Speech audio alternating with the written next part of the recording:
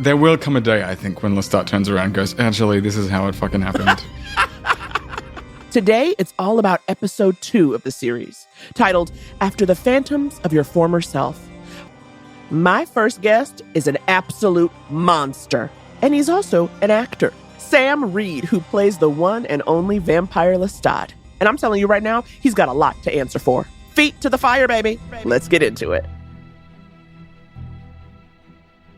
Sam Reid, thank you so much for joining me today. No, thank you for having me, Naomi. You know what? Don't you be nice. Don't you be sweet, okay? Because I'm coming in here and I'm mad at you. I'm mad at you, Sam Reid. Because my first question is this. How dare you? Okay? That's what I have to say. What are you referring to? Exactly. Which bit?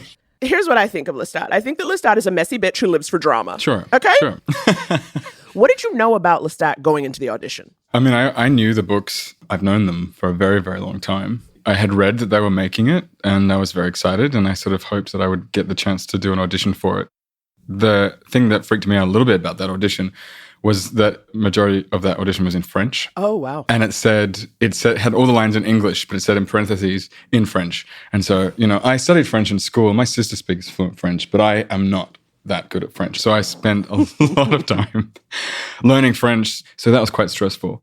I saw a little bit. You and Jacob, you did your sort of chemistry test over Zoom. Yeah. Which, I mean, does anyone have chemistry over Zoom? You know what I'm saying? Like, it's so tough. Yeah, I don't really know what they were looking for or how you're supposed to gauge chemistry as well from that, because it was really glitchy and we were like speaking on top of each other and, trying really hard to like act into the camera, which just wasn't working. But,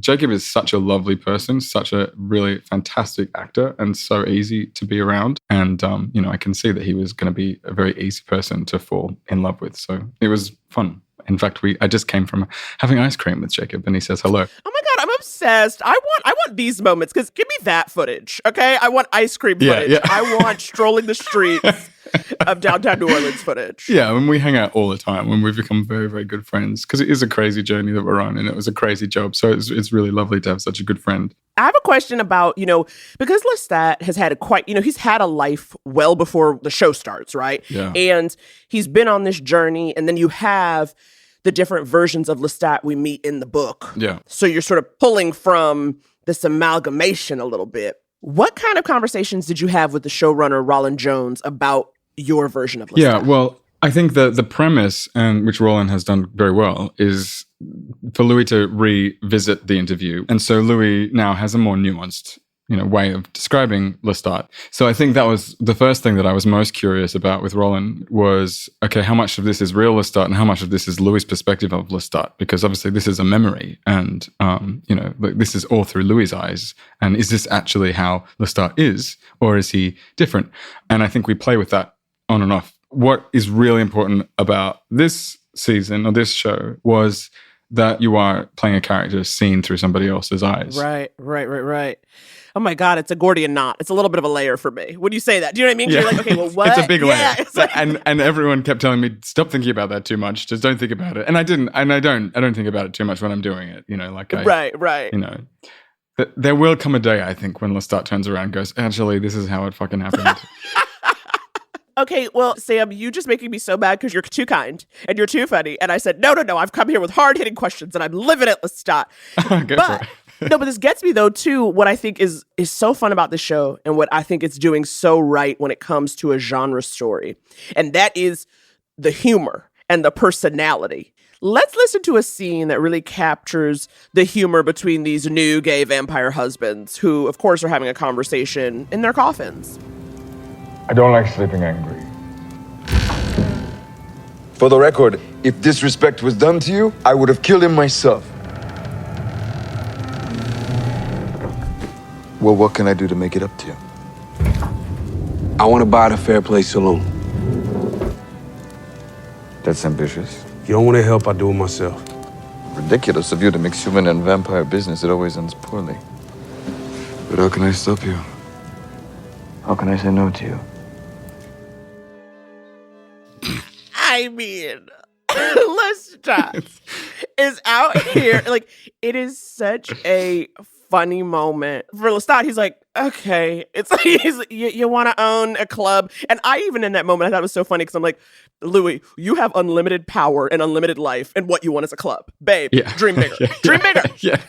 Yeah, but I mean, I think it goes to show like how in love Lestat is with Louis, that he's gonna give him these things that mean absolutely nothing in the broader context of vampire world. But what Lestat doesn't understand is that Louis' humanity and what he needs is that power, and it is control over his own life. So I think there's a lesson for both of them there. And at this moment, Lestat doesn't understand. Okay, here's another question I have.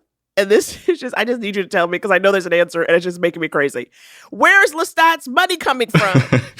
I mean, he's got investments and, he's got bankers and he's got lawyers in France. Literally, when he got turned into a vampire, he was given like the most ginormous amount of money, an entire room of treasure. You're giving us so much backstory. I didn't even know that. Yeah. If you think about inflation over the years and then reinvestment, I mean, it's just like an obscene amount of money. And also, if you live through the centuries, you're able to follow the trends of markets and understand the way. That would be like why I would be a vampire or like travel in time. You know, when people talk about traveling in time and they're always like, I go back and kill Hitler. And I'm like, okay, yeah, I do that too. But also I buy some property. Yeah, exactly. Do you know what I mean? I just really get some good spaces. And like, I'd go back to maybe like 1899 when it's cheap or something. Super and cheap. Just buy it all up. Yeah, literally. You know what I mean? Could you imagine? Right? Park Avenue? One Park Avenue apartment. Can you imagine? Exactly. I mean, that's why all the vampires are kind of pretty damn rich, to be honest. Like Louis, 2022 Louis, when he's in Dubai, like he is really mega rich. He's got Francis Bacon's. Real? Okay, I didn't even clock. I don't think I even clocked it. Yeah. That guy is rich, like mega rich. Yeah. Yeah. You also know he's rich because his like penthouse is so cold. I feel like rich people really like stone floors and sharp edges. You know, they want you to know that if you're poor, you could die in here. Yeah, exactly. And you're never comfortable. You're not supposed to be comfortable. Why do you think Lestat chose Louis? Because I do think for me as a viewer, there is a question from moment one. Do these two men really love each other? Are they just kind of entangled? You know, the whole time you're watching, it's like, do I want them to be together? Yeah, exactly. But being a vampire is hard. It's very, very difficult to endure and to exist forever, basically. Yeah. And you need to have quite a lot of strength and a lot of gumption and a lot of internal power to be able to endure. And I think Lestat recognizes that in Louis. When he sees him on the street and he sees, holy shit, that very, very, very beautiful man just pulled a knife on his brother in the middle of the street to look powerful, to save his own skin. And he has enough strength to do that. I think Lestat can see this guy has potential to really endure. He's also got the hots for him really badly. Right, exactly. Because so it's also that. He tries really hard to be just like a good kind of like normal guy as best as he can, and I think when he has dinner with his family, and he screws up, he does actually feel quite bad that he's made a mess of that because he was trying really hard to be on his best behavior. I mean, instead he sort of hypnotizes his brother and makes a big scene. But when he's Lestat's trying to be good, but he just cannot help but hypnotize his brother and make a scene. Yeah, well, he starts making innuendos and he brings up God, which is never a good thing for Lestat. Well, they say never at the dinner table, no religion, no politics. No God at the dinner table, yeah. And so he does his absolute best to pretend like he's drinking wine and eating food. What was it like to go from COVID isolation to sex scenes? Like to go from literally being like I'm in the house 6 feet away from everybody to let's show booties, How do I phrase that?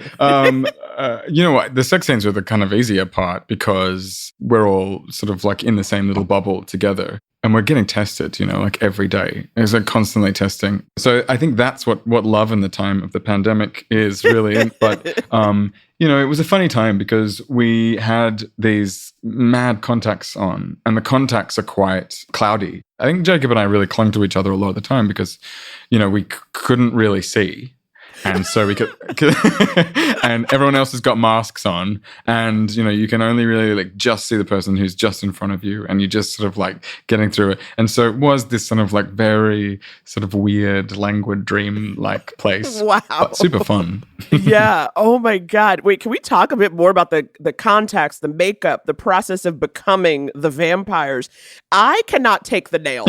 I could not take nails. Long nails and then cutting everyone. And I'm like, the nails. God. Oh my God. The nails were a real process because the nails originally, they had press-on nails, like stick-on nails. And I have so much action and grabbing stuff and I'm doing stuff all the time. And my nails are just like constantly popping off, like always off. And so they said, okay, I think you should get acrylic nails. And it took me a long, long time to get used to having acrylic nails. Yeah. I felt really debilitated because I couldn't pick anything up. And also, like, a lot of people would just come up and talk to me. I'd be in a restaurant and someone would be like, oh, hey, I love your nails. So it was like a free reign for some people to come up and like want to chat. So I obviously became a nicer looking person with the nails on. So I appreciated that. Yeah. I get that. It's like nails, and also when you have hair. I don't know if your hair you've had your hair shorter before, right? It's usually always short. So like when you have the length, you're like, let me flip it to emphasize my point. You know what I mean? Yeah. Yeah, the hair, I was really adamant that the hair had to be the hair. My hair was shorter when I first arrived and it grew out over the show. And so we extended it with extensions and then it became my own hair. But I remember when I first arrived, Roland was like, I think maybe you could have short hair and your hair looks good, like, sort of like, and I was like, no. I think it's like, if you're going to play a character that is like Lestat, you kind of have to, have the nails and you have to have the hair. It's like very important. And yeah, he does use the hair to accentuate things. Yeah. If he's really pissed off, he'll flip it all the way back, Oh my God, yes. Yeah. I mean, like, there are times where we're almost getting the drag queen level of drama from Lestat. Absolutely. He wants you and everybody in a 10-mile radius to know when he's mad. Yeah, absolutely, yeah. Like you say, it's drama. He loves drama. I love him very dearly, so I never want to say anything bad about him. But if he wants to create a bit of drama, he'll create a bit of drama. Right, and if he wants to be really seductive in a moment and then flip it and be really ugly, he will. You know what I mean? He does what he wants whenever he wants, and he'll make sure that everyone's watching him do it because he knows he looks great doing it. He's a super vain guy, but his heart is in the right place, really, I'd say. Sam, no, it ain't. Sam, no, it ain't. I'm just going to have to push back, okay? I know you played him. I know you researched him. I'm saying you're wrong. One thing that I think Roland does so well that you and Jacob capture is, this is now an interracial relationship. It charges these questions that Anne was already asking, right? These larger questions of what is it to be human and what is power and what are relationships. Let's just listen to a clip where Louis calls out this power dynamic. This was your man's escort I sent to me instead. I was hungry. Stone's throw from your place of business. What were you thinking? Disrespecting me. How did he do that? He told me I did a good job. You are a library of confusion. Some things you don't get about America, Lestat. Yes, let's have this conversation again. Color, white, Creole, French, queer, half queer, mostly queer. What is it? Non-discriminating. Complicated situation we got here is what I'm saying.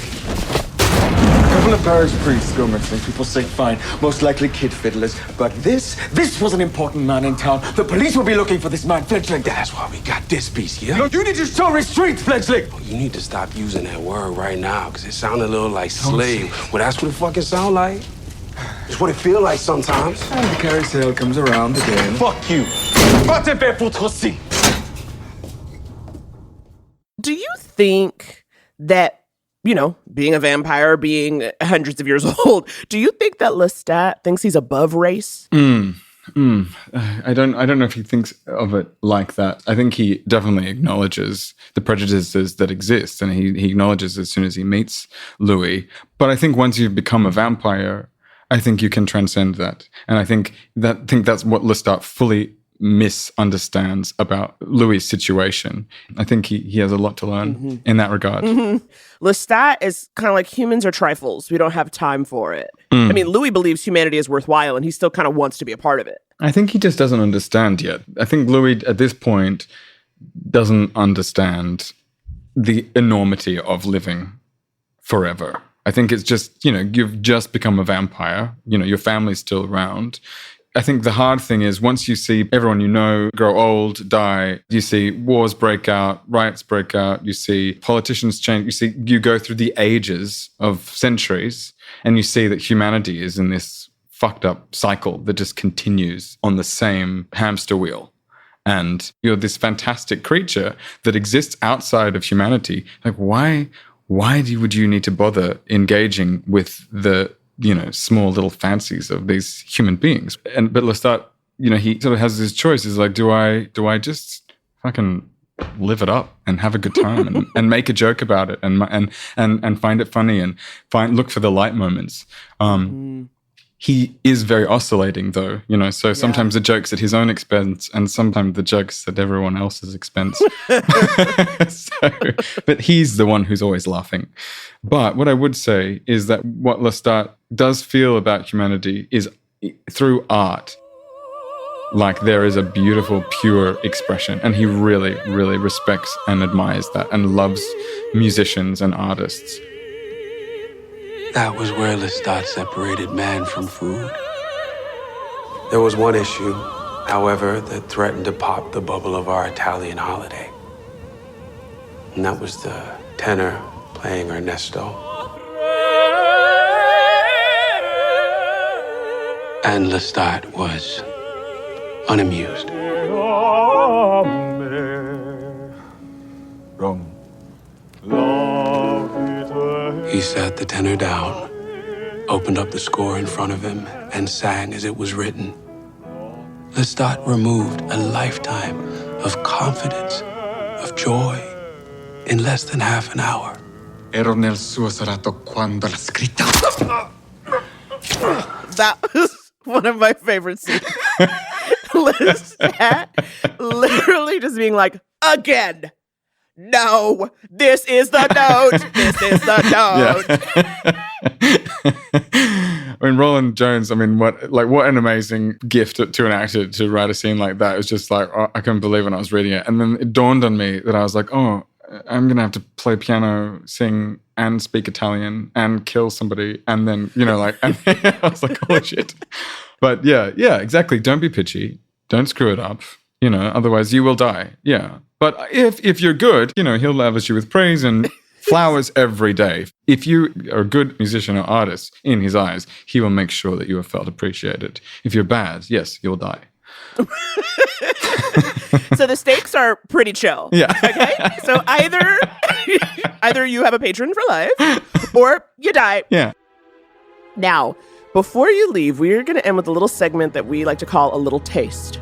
Without giving away any spoilers, can you give us a little taste of what is to come in future episodes? A little hint of something people might want to look out for? I know, without a spoiler, it's very tricky.